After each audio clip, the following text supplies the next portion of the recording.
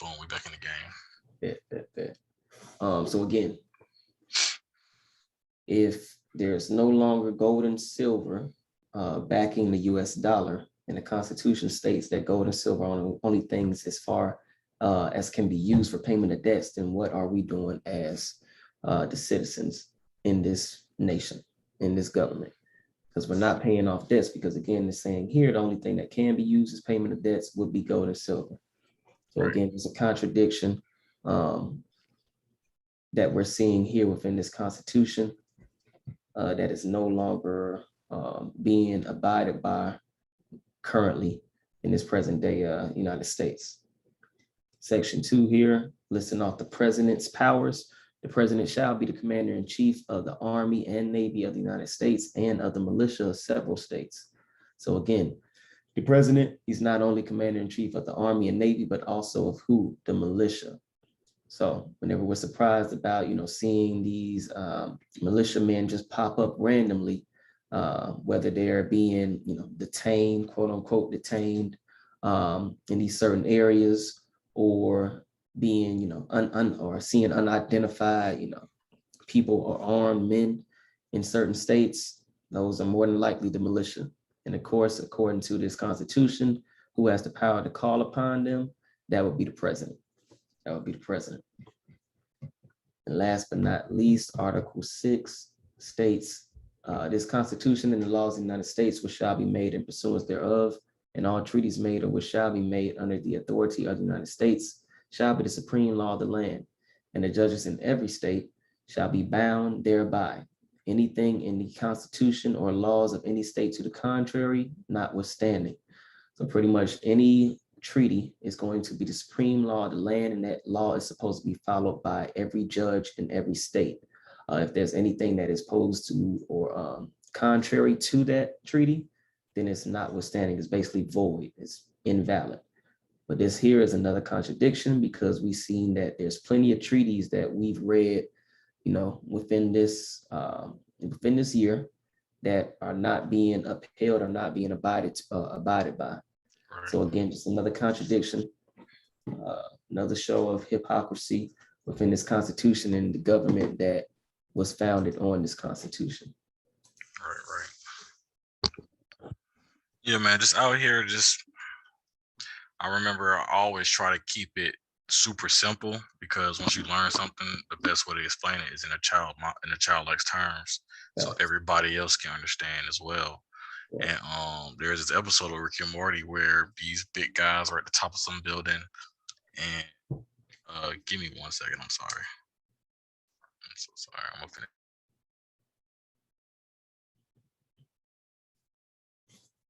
opening. Okay, but yeah, all of these guys are at the top of the CEO building or whatever, Fortune 500 company this was. Dude comes in and he's like, there's no more money. He was like, there's no more money. Everybody started looking around at each other. They know there's no money. Everybody went into a briefcase or a shelf or a table, pulled out a gun and blew their heads off. And I was like, wow, like once the people wake up to the fact that there is no money, a lot of people be offing themselves. Yeah, because they built their life off of that, off of this fiat. Yeah, it's fake shit. This fake shit. But once the people wake up to the fact that it's just monopoly money, bucks, windy bucks, a lot of people that are gonna, like your prestige that have all this zeros in their bank accounts, and then the ones at the bottom, I don't think the ones at the bottom would mind at all. I think they'll be like, wait, we don't have to, right? Then, your bigger guys are just being distraught. Oh, we gotta be all whatever they want to call us, poor, in your mind, but we're rich spirit over here. But money, you just put a value to that paper. The value is with anything that comes from the land, and it's all free. And it's all free. I saw you share something earlier, and I was like, yeah, it's all free. Like, bro, brother broke it down straight, simple terms. It's Everything free. We need is free. It's free. And they found a way to put $1 on it. We just take what we need at the moment, but it's a lot of Ooh. selfish mindset where it's like, nah, I need abundance. That way I can feel above or something than others. So no, that was a great point. And like you said, it just kind of mirrored exactly what that tweet was. Yep. I think last time we stopped off on section 6, I'll go ahead and pick up here. Section 6, that upon the completion of said allotments and the patenting of the lands to said allottees, each and every member of the respective bands or tribes of Indians to whom allotments have been made shall have the benefit of and be subject to the laws, both civil and criminal, of the state or territory in which they may reside. And no territory shall pass or enforce any law denying any such Indian within its jurisdiction the equal protection of the law. So here it's saying here that the patents, allotments in the patenting of the lands to said allottees. So basically that these patents, that these allottees will be given these patents, these land patents, and it looks like they'll be given to the respective tribe members of the respective bands of Americans here. And also that they will be held to whichever laws have been established within that said territory or state. Now we know that these laws are pretty much, if they're the respective nations' laws, they're being superseded by the United States government, because these patents are coming from the United States government. So in regards to this, it sounds like here to me that when it says will be subject to the laws of both civil and criminal of the state or territory, it's basically saying like, okay, you will be held to your own nations, your own territories laws, but also you'll be held to the United States ones as well, because they're the ones that's issuing these patents to you. Correct. Yeah, that's what I was picking up on. It just slowly, gradually having them adapt to the United States corporation way of life. Correct. Being civil, even though we were already civilized. Now they come in with this word civil, and they pretty much are trying to force their civil on us. Great point. Great point.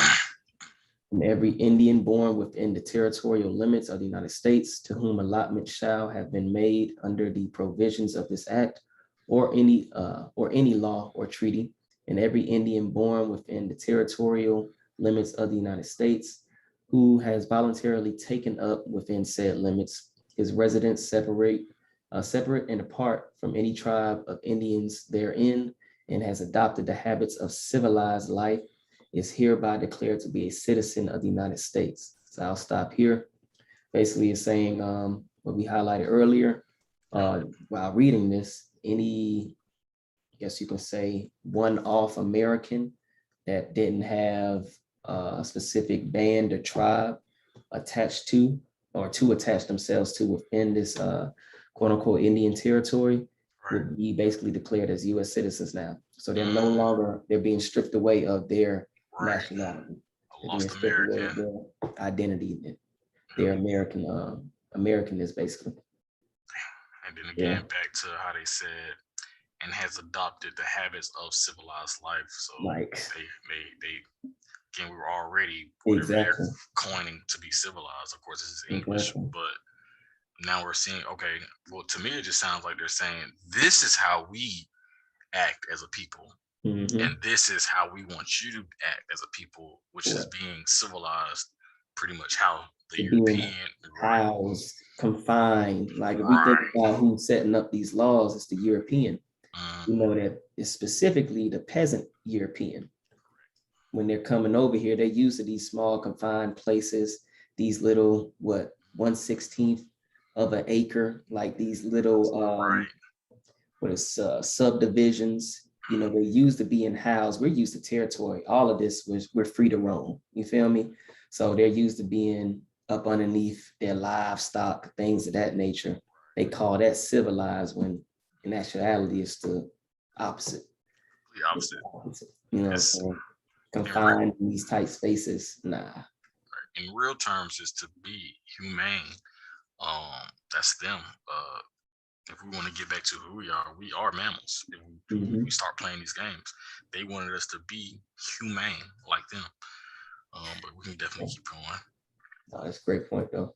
Great point. When it's to be trapped off, and we even see it now. Any animal cage just want to lose their mind. They're in this tight space when they're really made to be roaming freely.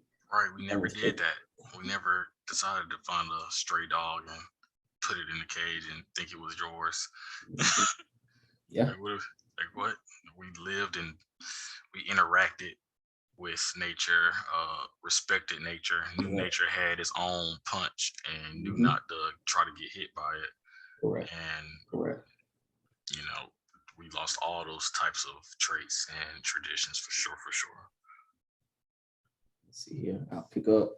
And is entitled to all the rights, privileges, and immunities of such citizens, whether said Indian has been or not by birth or otherwise a member of any tribe of Indians within the territorial limits of the United States, without in any manner affecting the right of any such Indian or tribal or other property. So this last part here, has been or not by birth or otherwise.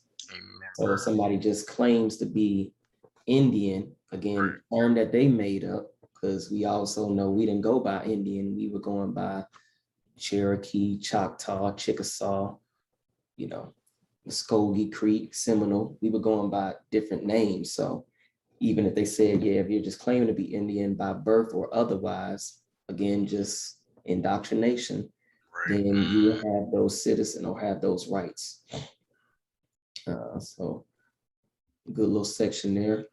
It was kind of like, to correct me if I'm wrong, because I'll still just reading over it, but it kind of sounds like, the peasant, the settler came and picked his favorite team. Oh, I like the way these Indians, how they move and how they look and how they dress. That otherwise is kind of giving me that feel of, he just chose this tribe and now he's claiming it, getting their rights, getting their portions. Crazy. You're right, though. You're right. And it even kind of plays out today when we look at the sports teams. Yeah. Wow. Sports teams, Kansas City Chiefs, my favorite team. I'm a Chief, Right.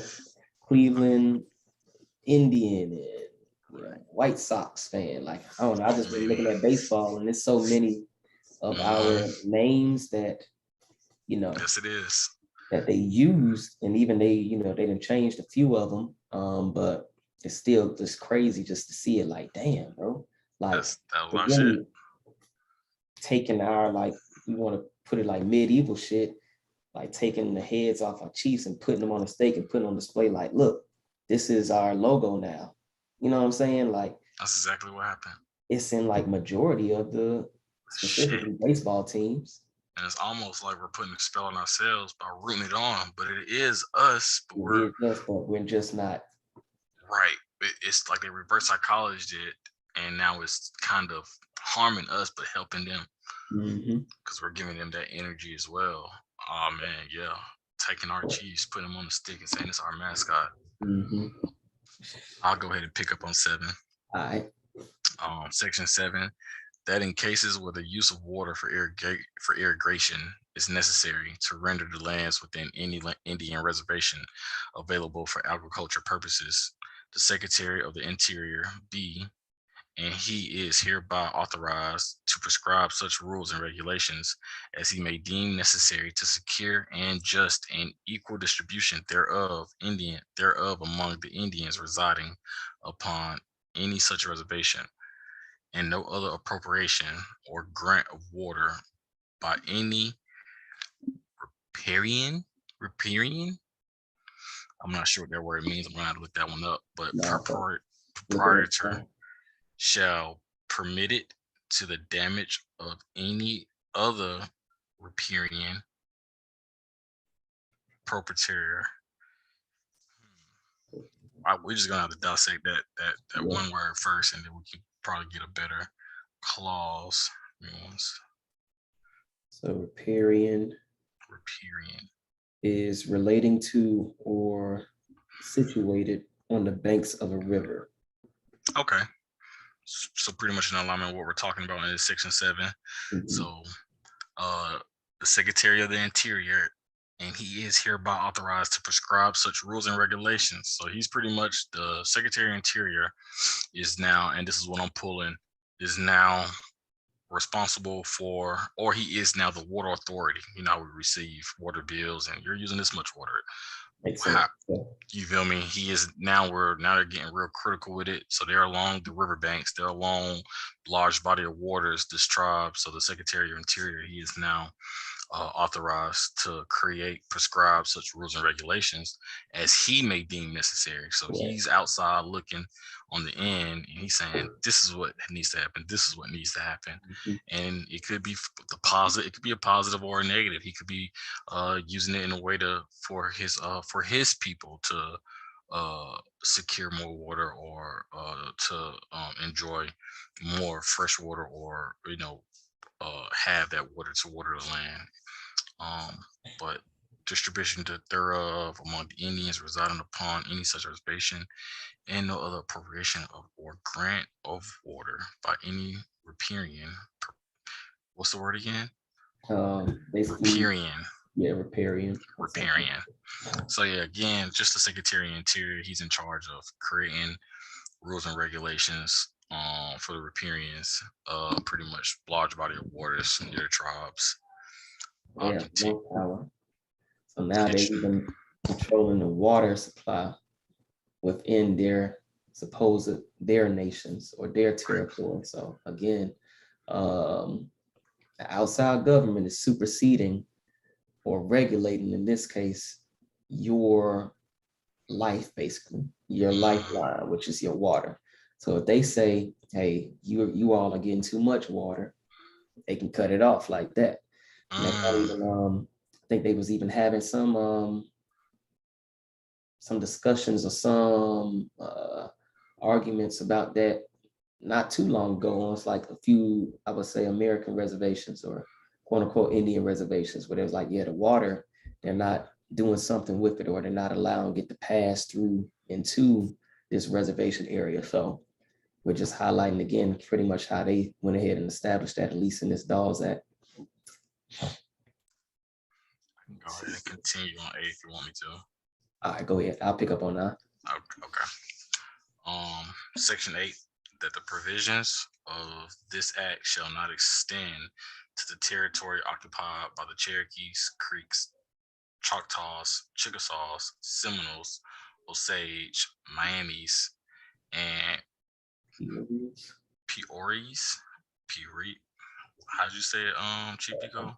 Peorias or something. Peorias. Yes, that one felt much better. Peorias, and Sacs and Foxes in the Indian Territory.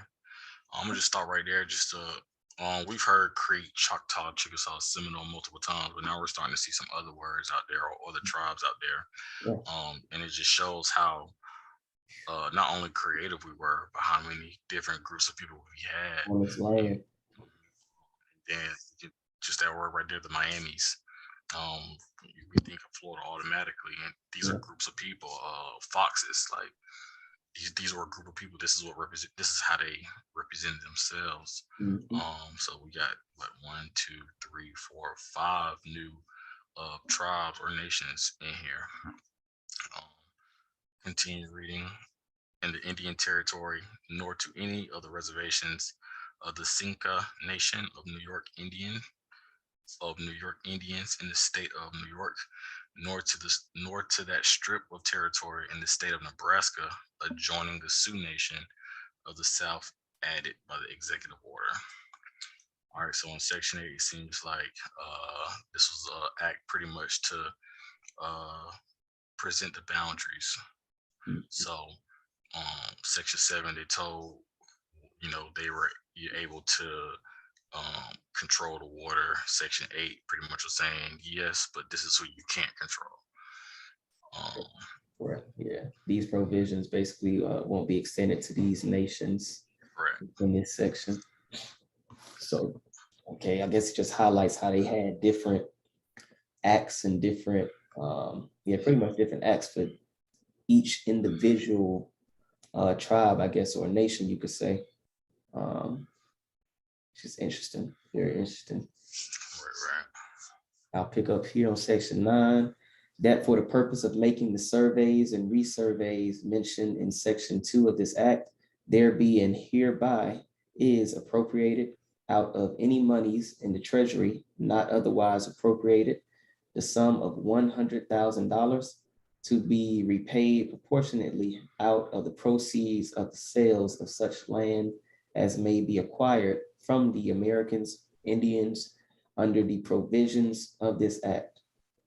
So let me just go back here. The sum of $100,000 to be repaid proportionately out of the proceeds of the sales of such lands as may be acquired from the Indians under the provisions of this act.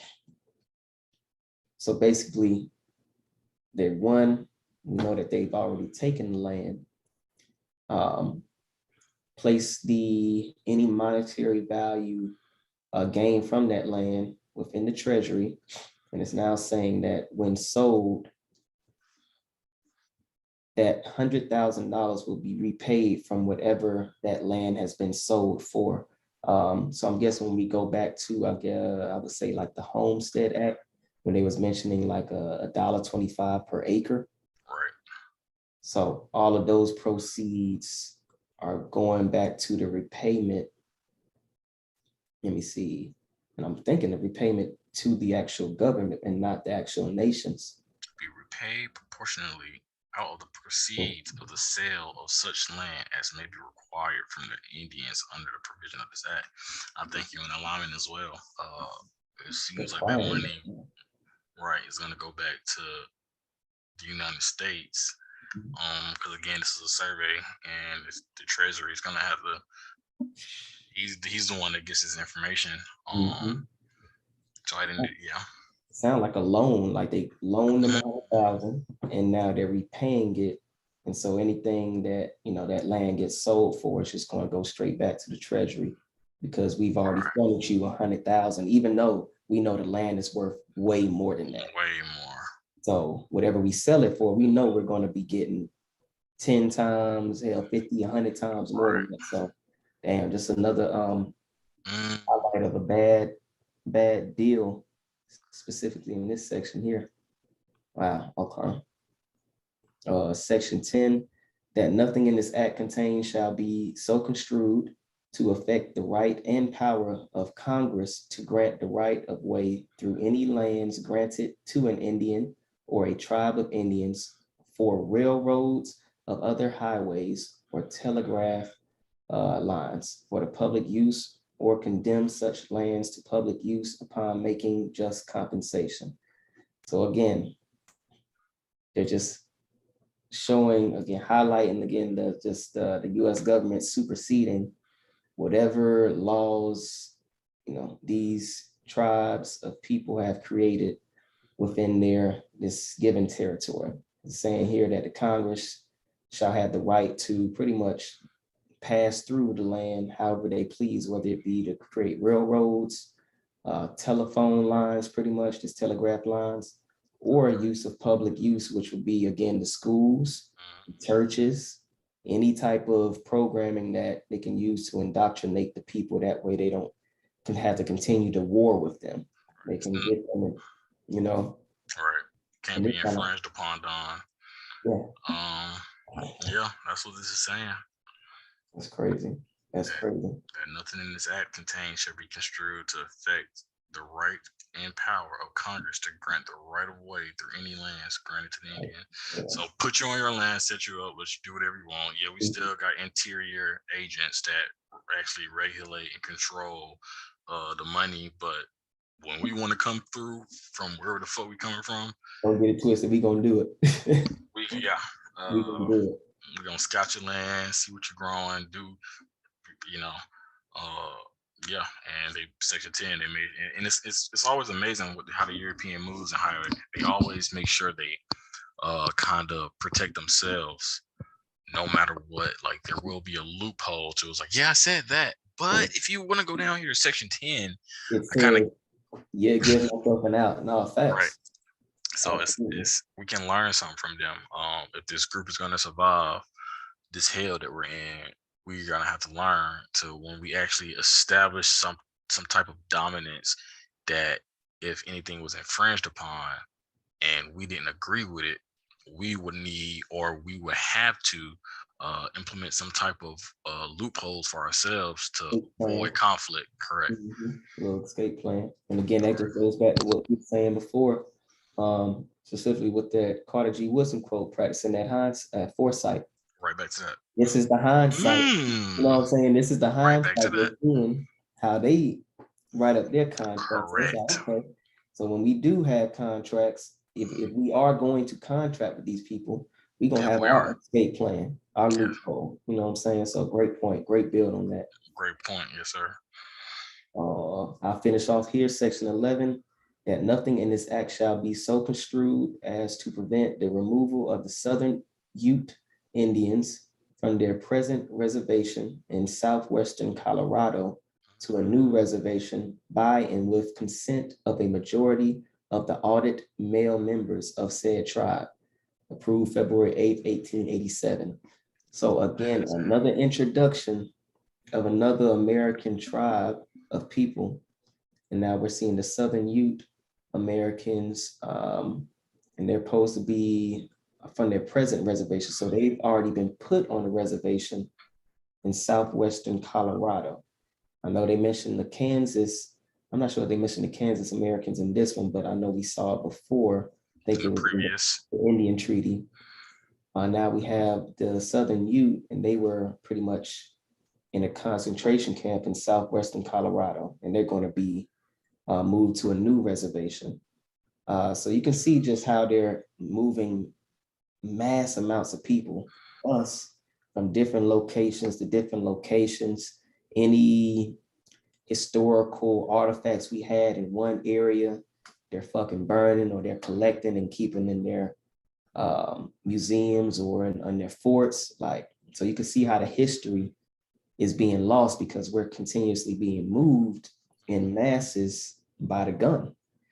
So again, it's just another highlight of military occupation, one, and how they really just moving all the Americans in different spots. Like, this is crazy. We done read 11 different groups of Americans just within four sections. Just continuously moving. But correct me if I'm wrong on section 11. That's saying that nothing can be added or taken away in order for this group of people to not be moved from a reservation we have. Like, so is it saying like y'all can't adjust the act that we already have? I know we granted this piece of land to you, but and said this is now yours, but we can come back and make your ass go somewhere else. Is that it?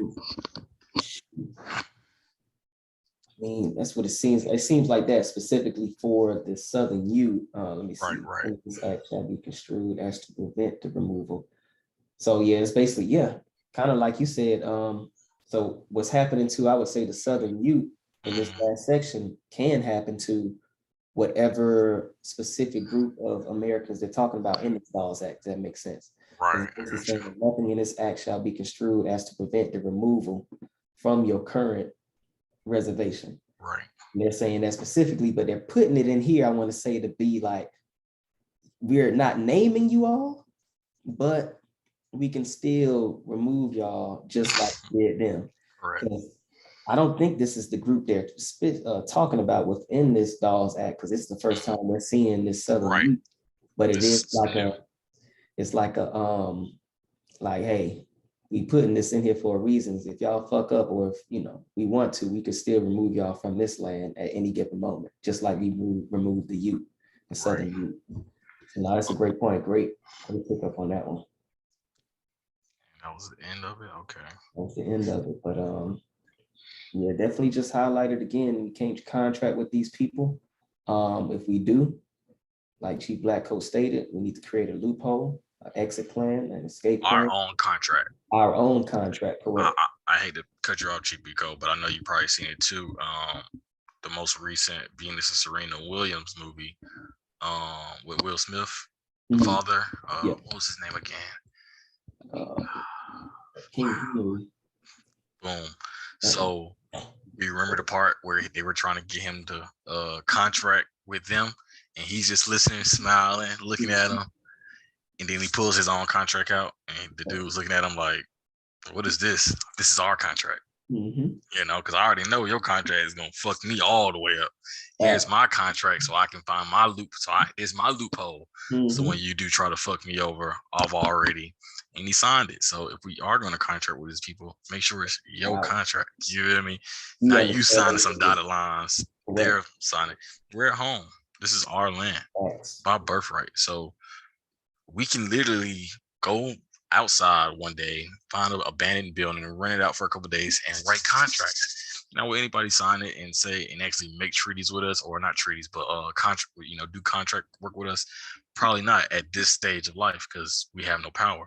But eventually, this is all this is. This is all them just becoming wordsmiths, presenting it to another chief, and the chief saying, probably with the wrong interpretation of what it's really saying, signing the dotted line. We can do that same thing. Eventually, we may cop or win or gain something good out of contract, having our own contracts.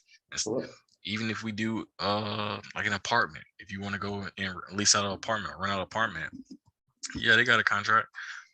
Can we not have our own contract too with these people saying, hey, you can never go up on my rent, even though you've said it, but here's my contract saying like you can never go up on my rent. Can you sign that for me since I'm going to be giving you my money? Like we look at everything as a one-way street. No, this could be two-way. Like we're way too far. We're way too advanced now today. This was an unfortunate event for our ancestors. But today, do we always still have to look like, oh? No, not at all. You know? And like you said too, like this is our land, this is our home. So it's either like you said, once we get to that stage where, we're all on code, we're all doing what we need to, we're all in alignment, it's like, okay, you can take our contract or you can just get the hell on. Right. Like, because we're giving you an option where you can still be here, or it can be like, hey, you know what I'm saying? So it's like, it's a two-way street. You're better off taking the contract. And that's exactly what they did to our people. It's saying, hey, you could take this contract or we can offer you which one you want. Is that not what they did? Like, we got to go. We're moving mass people. They're not voluntarily just moving because the European is saying, hey, we have people coming. Can y'all move? They're not saying yay. They're saying y'all moving. This is where you're moving. And we'll write a contract for you so you can say it's yours, but if you don't take it, we'll offer you anyway. So it's like you're just giving that same energy back. So and again, like I said, we're no longer in 1800s. We're in 2022. We don't have to negotiate with these people. We're still using this docile mindset as if they really are. Their word really is everything. Whatever they say, that's what it is. No. We have to get rid of that mentality. We can negotiate. All right, the projects still like the projects. We can negotiate this and get that shit built up because we can knock on door. We can open our mouths, but our group is so passive today. It's almost as if like whatever they say is this is just what it is. No, it's not. We're just not doing nothing about it. Yeah, their word is legit law to just their word. Exactly. And it's like, literally just their word. Like a white person could say something and niggas would think it's just dead ass correct. I just feel like this nigga's sorry for all my intelligent Europeans, but this nigga's an idiot. Yeah. Like nah, we're not buying that one, boss. You feel me? We're gonna need something else. But no, that's exactly right. So it's just a mindset, and again, taking our destiny in our hands. Like you said, creating our own contracts, creating our own everything. That way we can, once we do come to the negotiation table, it's like, okay, now they working with some stuff. They about their business. Now it's a respect factor. That's all it is at the end of the day. You don't respect yourself, then why would we? So we have to get back to, just respecting ourselves and things of that nature. But great. This is a good document. Great document. Another document passed. We're about to jump into the early 1900s, I believe, with the next act that we read. So we're moving closer and closer to present day, pretty much. So, hey, we listed off everything, how we got in here, who we are. So at this point, if you're a little lost in the class, definitely need to go ahead and rewatch some of those videos to catch up. But It's all there. It's all there. It's all there. Just reading documents, y'all. We like to give our personal opinions too, and a lot of channels do personal opinions, but we kind of erase our personal opinions with the document. Like, we can come up with our own ideas all day, but this is what really happened. Yeah, and the documents are speaking for themselves. Correct. So, yeah, good awesome. bill. Great bill. And we will catch you all next week on the Lost Confederacy channel. Yes, sir.